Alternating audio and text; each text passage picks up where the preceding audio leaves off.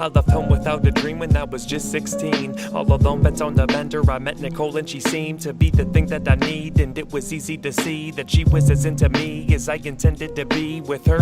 It was more than just puppy love or some lust for me, indeed it was, but also our endocrine chemistry led me to believing that we were just meant to be. Could see that she's as broke as me, now with money internally. The most beautiful girl that I'd ever seen was taking shots of vodka, popping E like it's a histamine. Is this a hint to me? I'll ignore it for now, we'll wait and see. What it came to be was too seeming for me to not foresee. Allow me to plead vehemently in our defense. Our prefrontal cortex, they weren't fully developed yet. Of course, that's not the only credit. Coming up in adolescence, when you're robbed of innocence, become a zealot of rebellion. Time will tell when, for now, let's get to the rest of the record. Met in September, living together by late December. A bit intense for two teens that just met, but we endeavor. Thought it'd be forever, we're too naive to conceive the effort. Both had the temper, we try and temper, but end up tenser. Then we vent the pressure with lots of sex and a bag of hemp or marijuana, whatever you wanna call it. Always laughing, cracking jokes, poking fun at our own problems of self-sabotage, corresponding to our despondency. We try and camouflage with a certain air of dishonesty, cause actually apathy's a crappy facade for agony. In fact, the more you say you don't, you do in actuality.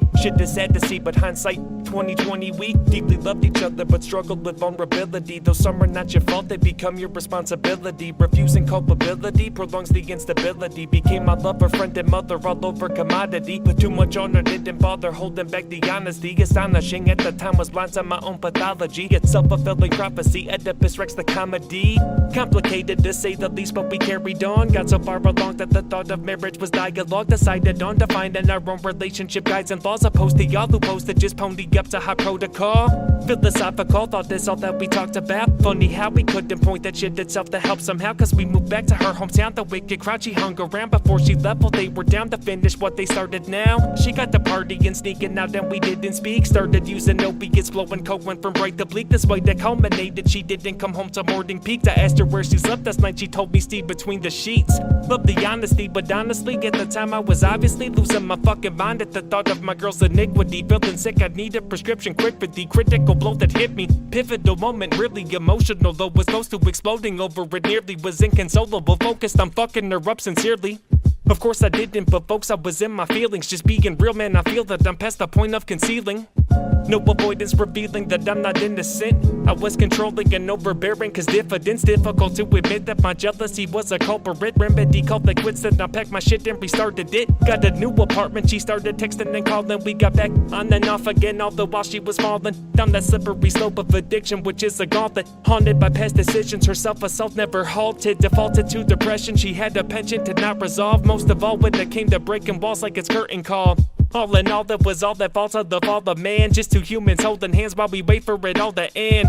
Countless detoxes locked her inside my room and stayed right beside the bed while I waited for her to drift away. Fast asleep, now counting sheep, counting days so she's not in pain. So much more than physical, deep depressions within the brain. Attempts were made in vain, we could stop the smoke but the flame remained. Played the waiting game for a little, but then to my disdain she finally moved away. She could relocate, but the problems came, especially cause it was LA. Drugs are us of the USA, not just the drugs but the fucking faking and frontin' that come from living in nothing but superficial repugnance. But fuck it, that discussion's a subject slated for later dates, cause statements made in vain get erased in the wake of greater fate. Suffice to say that her state decayed as the time went by. Rehabilitation had lows and highs like a roller ride. Don't roll your eyes, she really tried, fought so hard with herself inside, misguided by desires to self-destruct cause of self-despise. The time it finally came, got the call that I've dread for years. She overdosed on fentanyl, died on the bathroom floor veneer. Her father had to find her like that, I can imagine the fear that probably gripped them futile attempts to revive her dear. God, I'm so sorry you had to do that, Blair. I've thought about that a whole lot whenever I do despair over Nicole, which is often I loved her deeply, sir. I hope she found her peace in the deeps of the ether she deserves.